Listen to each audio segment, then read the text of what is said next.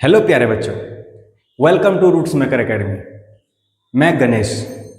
प्यारे बच्चों, मैं आपको बेसिक से मैथ्स के सारे चैप्टर कंप्लीट करवाने वाला हूं और आज के हम इस वीडियो में वास्तविक संख्या जो कि क्लास 10 के होने वाला है वो हम बताने वाले हैं ना।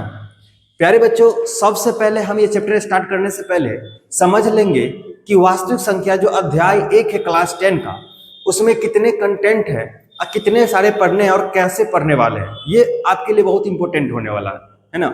तो देखो, अध्याय 1 का जो नाम है वास्तविक संख्या, रियल नंबर। क्या है? Real number. प्यारे बच्चों, आपको मेन रूप से मैं बता दूं, इस सारे चैप्टर में आपको 4 ही टॉपिक पढ़ना है, लेकिन जो 9th या 8 में आपका बेसिक नहीं हुआ होगा वो मैं बेसिक भी यहाँ कंप्लीट करवाने वाला हूँ, ताकि आपको थोड़ा भी त्रुटि आपके पढ़ाई में ना हो और आपको थोड़ा भी समझने में दिक्कत ना हो, है ना। तो ये आपका यूक्लिड विभाजन एल्गोरिथम फर्स्ट टॉपिक है और ये न्यू एनसीईआरटी में से हटा दिया गया है, लेकिन अभी भी कोई कोई बोर्ड जैसे बिहार, यूपी ये सब पूछ रहा है ना, इसका कंसेप्ट पूछ रहा है, इसीलिए हमने यहाँ रख लिया है। ठीक है। उसके बाद एनसीईआरटी में पहला टॉपिक ही स्टार्ट होता है अंकगणित की आधारभूत प्रमेय। ठीक है, ये हम पढ़ेंगे। फिर अगला नंबर पे परिमेय और अप्रमेय संख्या। ठीक है, और अगला नंबर पे है परिमेय संख्या और उनके दशमलव प्रसार। तो टोटल हम यहाँ 5 टॉपिक बना लिए बेसिक लगाकर। अभी जो एनसीईआरटी न्यू एनसीईआरटी में से ये हटा दिया गया है और ये दशमलव प्रसार भी हटा दिया गया है, तो यही दोनों टॉपिक आपको एनसीईआरटी में देखने को मिल जाएगा, है ना। तो इतने टॉपिक आपको कंप्लीट करवाने वाले हैं, एक एक करके हम लोग देखने वाले हैं। देखो, पढ़ने का क्या तरीका होगा। पढ़ने का जो तरीका होगा, पहले हम लोग थ्योरी, कंसेप्ट और फॉर्मूला सारे कंप्लीट करेंगे। उसके बाद ऑब्जेक्टिव या सब्जेक्टिव क्वेश्चन, मतलब सब्जेक्टिव क्वेश्चन प्रैक्टिस कर लेंगे। उसके बाद जितने भी उस टॉपिक से ऑब्जेक्टिव क्वेश्चन बन रहे होंगे वो पूरा कंप्लीट कर लेंगे, है ना। नेक्स्ट में हम लोग जो एनसीईआरटी जो होगा ना उसका सॉल्यूशन कर लेंगे, ताकि कितने सारे बच्चे को लगता है कि हम एनसीईआरटी नहीं किए हैं, तो मैं यहाँ एनसीईआरटी भी करवाने वाला हूँ। जितने भी सारे क्वेश्चन होंगे एक प्रॉपर वीडियो आपको मिल जाएगा। देखो, ये सारे जो होगा वो रेफरेंस बुक कोई भी, जैसे यहाँ भारती भवन, आलोक या केसी सिन्हा का भी बुक हम यूज कर सकते हैं, जिससे आपका सारे टॉपिक कंप्लीट हो जाए। ठीक है, और लास्ट में हम लोग एनसीईआरटी भी एक एक करके खत्म कर लेंगे। तो यहाँ हम बोल सकते हैं कंप्लीट गाइडेंस, कंप्लीट सॉल्यूशन पूरे गाइडेंस में आपको करवाया जाएगा। ठीक है, अब देखो, ये सब के सब एक प्ले लिस्ट में आपको मिल जाएगा, है ना। प्ले लिस्ट में आपको मिल जाएगा, जो एक एक प्ले लिस्ट आएगा। टोटल 15 चैप्टर है मैथ्स का, टोटल 15 चैप्टर है। और यूनिट की बात करें, इकाई की बात करें, तो आपके 6 और 7 इकाई में आपका ये मैथ्स खत्म हो जाता है। मतलब हम 15 टॉपिक का 15 एक प्लेलिस्ट आएगा, जिसमें एक वास्तविक संख्या का जितने भी वीडियो बनेगा एक ही में देखने को मिल जाएगा आपको। इससे आपको जब भी मन होगा तब आप देख सकते हो और आराम से समझ सकते हो। तो आइए हम लोग फर्स्ट टॉपिक जो था अपना बेसिक वो हम समझने वाले हैं। ठीक है, बेसिक समझने वाले हैं। तो बेसिक में हम थोड़ा बात करेंगे। प्यारे बच्चों, अगर हम आपसे पूछ दें कि मैथ्स बनाने के लिए टोटल कितने अंकों की जरूरत होता है, मैथ्स बनाने के लिए हमें कितने अंकों की जरूरत होता है, अंक जिसे हम इंग्लिश में बोलते हैं डिजिट, तो आप बोलेंगे सर मैथ्स बनाने के लिए हम कोई भी संख्या अगर लिखते हैं तो हम केवल 10 अंकों से लिख लेते हैं। वो 10 अंक क्या है? तो 10 अंक है 0, 1, 2, 3, 4, 5, 6, 7, 8 और 9। यही सारे अंक मिलकर हमें सारे संख्या का निर्माण करता है। तो नेक्स्ट नंबर आ जाता है संख्या। क्या है संख्या? बोला जाए तो नंबर्स, है ना, नंबर्स। तो नंबर्स क्या है? तो डिजिट से जो बनता है ना, नंबर्स कहलाता है। जैसे अगर हम बात करा जाए एक अंक वाली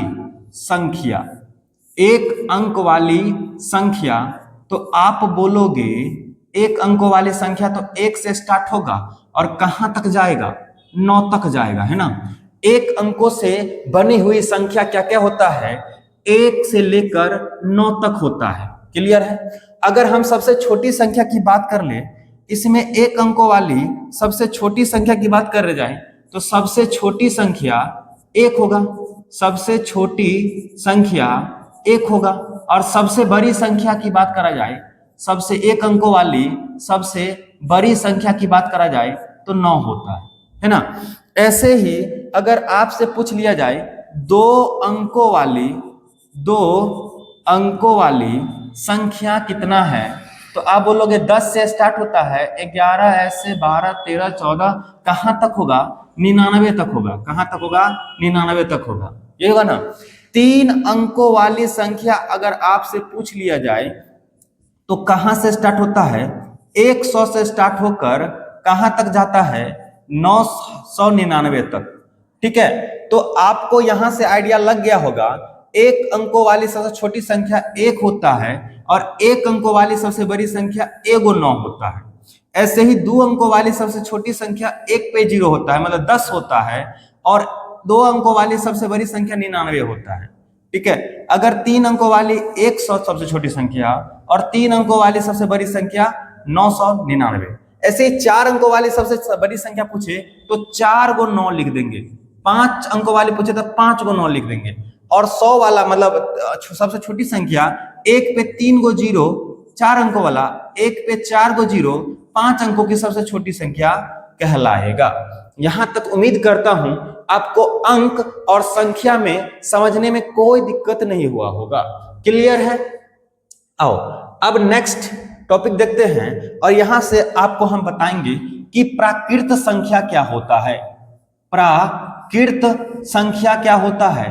प्यारे बच्चों, आप लोग तो पढ़कर आए होंगे जिसको हम बोलेंगे नेचुरल नंबर, है ना। तब पर भी मैं आपको रिकॉल करवा देता हूं। रिकॉल मतलब हम प्रैक्टिस याद दिला देता हूं। अब देखो प्राकृत संख्या क्या बोलते हैं। प्यारे बच्चों, जहां से हम गिनना शुरू करते हैं, मतलब गिनती की संख्या को हम बोलते हैं प्राकृत संख्या। गिनना कहां से शुरू करते हैं? 1 से शुरू करते हैं ना। तो इसको हम n से डिनोट करेंगे, जितने भी प्राकृत संख्या होगा उसको हम n से डिनोट कर लेंगे। तो गिनती की संख्या 1 2 3 4 5 कहां तक भाई मेरे? अनगिनत, इंफिनिटी तक, है ना। तो गिनती की संख्या को हम बोलेंगे प्राकृत संख्या बोलेंगे। ठीक है, अगला जो आता है पूर्ण संख्या क्या होता है? पूर्ण संख्या मैं जानता हूं कि आप लोग बहुत सारे बच्चे को आता होगा, है ना। पूर्ण संख्या क्या होता है? जिसका नाम है whole number. Whole numbers. Whole numbers क्या है? गिनती की संख्या में अगर 0 मिला दिया जाए, गिनती की संख्या में अगर 0 मिला दिया जाए तो उसके समूह को क्या बोलते हैं? प्राकृत संख्या बोलते हैं। इसको क्या से डिनोट करते हैं? W से। तो हम लिखेंगे 0 1 2 3 4 5 कहां तक? इनफाइनाइट तक। तो इसको हम बोलेंगे पूर्ण संख्या। गिनती की संख्या में, प्राकृत संख्या में सिर्फ 0 मिला दिया जाए तो उससे बनी समूह को हम क्या बोलेंगे? पूर्ण संख्या बोलेंगे। पूर्ण संख्या को W से डिनोट करते हैं। इस सारे नंबर को हम W के समूह में रख देंगे, है ना। अगला जो है आपका पूर्णांक है। बोलिए बच्चों, पूर्णांक क्या है? पूर्णांक क्या है? इंटीजर्स, है ना। प्यारे बच्चों, आपके लिए मैं पूरे के पूरे फ्रेश बैच, फ्रेश कोर्स लेकर आ गया हूं। आपको कहीं भी दिक्कत नहीं होगा, और आप हमें कमेंट में अपना सुझाव भी दे सकते हैं कि वीडियो कैसा लग रहा है और आपको समझ में आ रहा है या नहीं आ रहा है। तो चलो पूर्णांक की बात कर लेते हैं। देखो, पूर्णांक जो होता है प्राकृत संख्या, और मतलब ऐसा समझे कि अगर हम एक संख्या रेखा लेते हैं, इस पे हम यहाँ 0 रख दिए, और यहां से 1 2 3 इधर प्लस पॉजिटिव की ओर, और इधर माइनस कर दिया ना, -1 -2 -3 -4। तो इस सारे समूह को हम क्या बोल देंगे? हम बोलेंगे पूर्णांक है। मतलब पॉजिटिव नंबर और निगेटिव नंबर, इसको क्या बोलते हैं बउआ? निगेटिव नंबर, है ना। निगेटिव इंटीजर मतलब पूर्णांक, इसको बोलते हैं पॉजिटिव पूर्णांक। और 0 नहीं पॉजिटिव होता है, नहीं निगेटिव होता है, बस 0 0 होता है, 0 0 0 होता है। समझे? तो यहां से पूर्णांक की बात कर लिया जाए, पूर्णांक को हम I या Z से डिनोट करते हैं। तो पूर्णांक के समूह में कौन सा रहेगा? पूर्णांक के समूह में कौन सा रहेगा? तो पूर्णांक के समूह में होल नंबर मतलब पूर्ण संख्या रहेगा और प्राकृतिक संख्या के निगेटिव रहेगा। ऐसे होता है माइनस, यहां से -3, -2 है ना, -2, -1, फिर 0, फिर 1, फिर 2, ये कहां तक जाएगा? इन्फिनिटी तक ले, समझे? तो हम ये भी बोल सकते हैं धनात्मक पूर्णांक को हम क्या बोल सकते हैं? प्राकृत संख्या ही तो बोलते हैं। जितने भी पॉजिटिव नंबर है उसको बोलते हैं प्राकृत संख्या। क्लियर, समझ में आ गया? देखो, जब हम बाएं से दाएं की ओर बढ़ते हैं तो वैल्यू बढ़ता है, वैल्यू क्या हो जाता है? बढ़ जाता है। तो मतलब अगर आपसे कोई पूछ लिया जाए -3 बड़ा कि 2 बड़ा, तो आप बोलोगे 2 बड़ा, क्योंकि 2 पॉजिटिव है। अब यहां पूछ लिया जाए -3 बड़ा कि -4 बड़ा, तो आप याद रखिएगा -3 बड़ा होगा, क्योंकि जितने बड़ा का निगेटिव उतने छोटा नंबर। क्लियर? क्लियर है। आइए नेक्स्ट क्वेश्चन, नेक्स्ट देखते हैं। नेक्स्ट हम देखेंगे सम संख्या। सम संख्या, सम संख्या क्या होता है? तो आप याद रखोगे, इसको बोलते हैं इवन नंबर, इवन नंबर्स। तो प्यारे बच्चों, ऐसी संख्या जो 2 से पूरा पूरा कट जाए, ऐसी संख्या जो 2 से पूरा पूरा कट जाए, वैसी संख्या को हम सम संख्या कहते हैं। जैसे 0, 2, 4, 6, 8, 10, ये सब क्या हो रहा है? तो आप बोलोगे सर ये 2 से पूरा पूरा कट रहा है ना। अगर सम संख्या का जनरल फॉर्मूला पूछा जाए तो आप हमें रूप बता दीजिएगा, सामान्य रूप, सामान्य रूप। ये क्वेश्चन में हर साल लगभग पूछ लिया जाता है। देखो, जितने भी संख्या उसमें 2 से गुना है तो 2m के रूप जो होगा, m के जगह पर qm कुछ भी रह सकता है, 2m के रूप का जो रूप संख्या होगा उसको बोलेंगे सम संख्या। जहां m क्या है बुआ? m आपका पूर्णांक है। m क्या है? पूर्णांक है। m क्या है? पूर्णांक है। जो 2m के रूप में होगा उसको हम क्या बोलेंगे?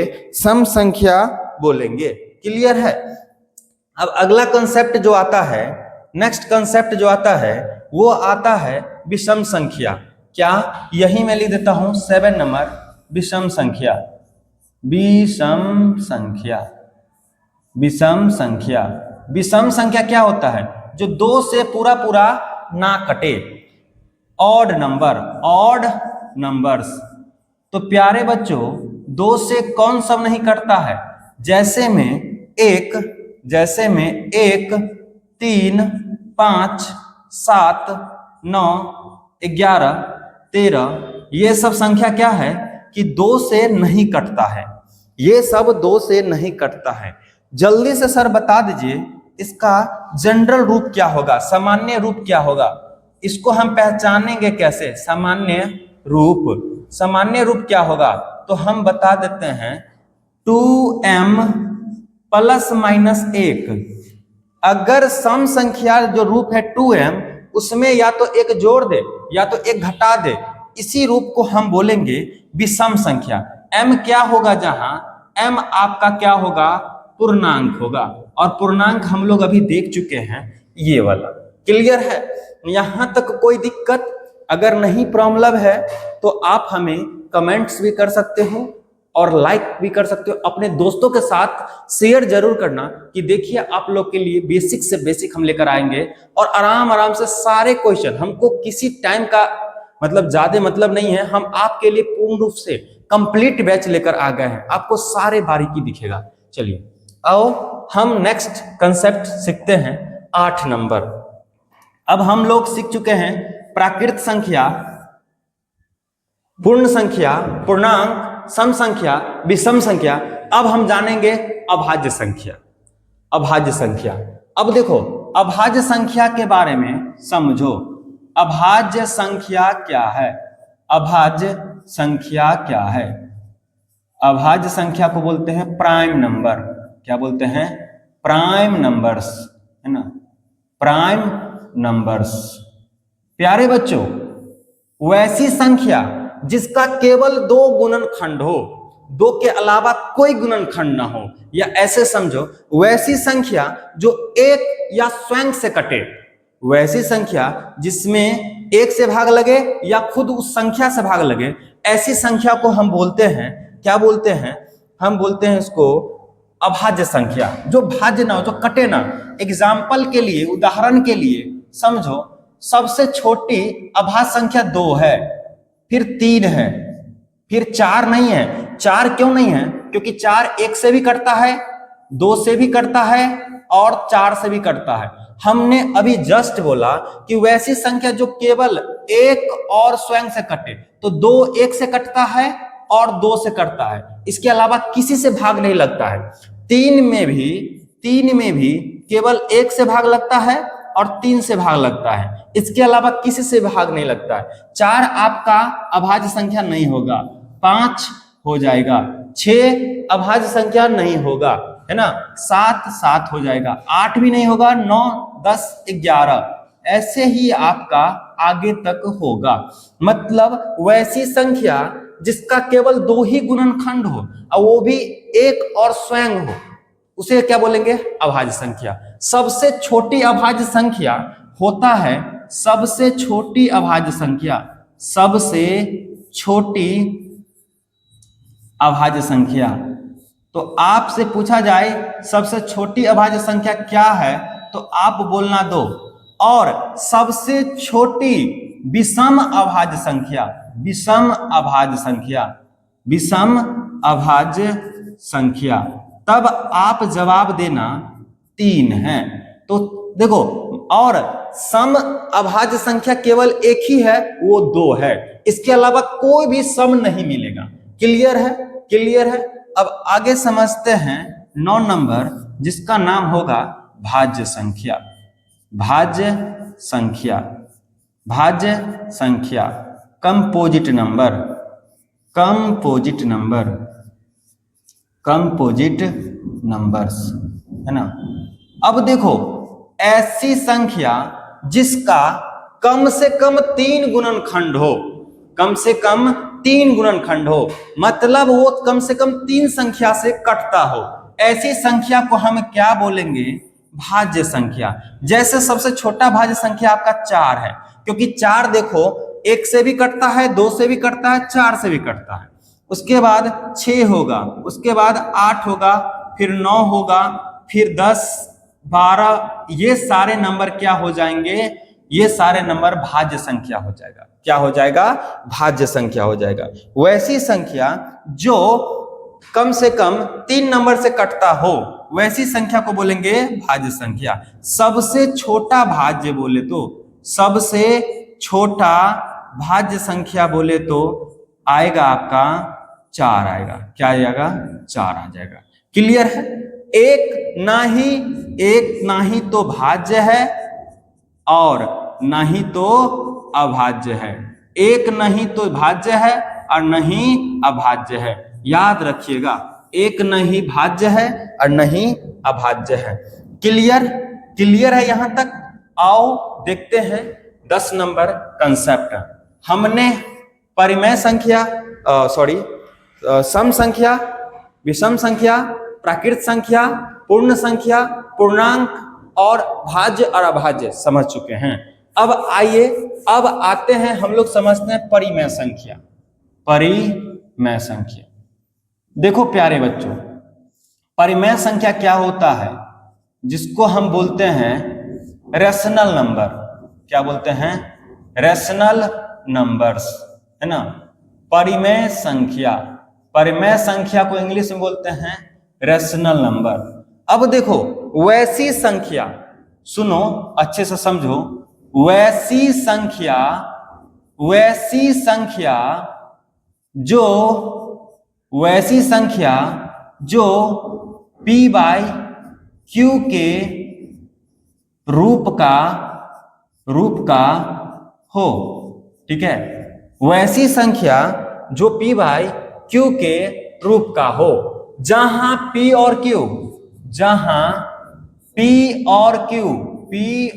q क्या होगा बाबू? पूर्णांक होगा, पूर्णांक है, और q बराबर नॉट 0 है। मतलब एक ऐसा संख्या जो p बाई क्यू के, जैसे 2/3, यहां 2 भी पूर्णांक है, 3 भी पूर्णांक है, लेकिन नीचे वाला कभी भी 0 नहीं होना चाहिए। जैसे 5/7 और 16/9 है ना, -3/7, ये सारे के सारे क्या है, परिमेय संख्या है। लेकिन आपसे कोई पूछ दे 7/0, ये आपका परिमेय संख्या नहीं होगा, क्योंकि नीचे में 0 नहीं हो सकता है, नीचे में 0 नहीं हो सकता है। क्लियर?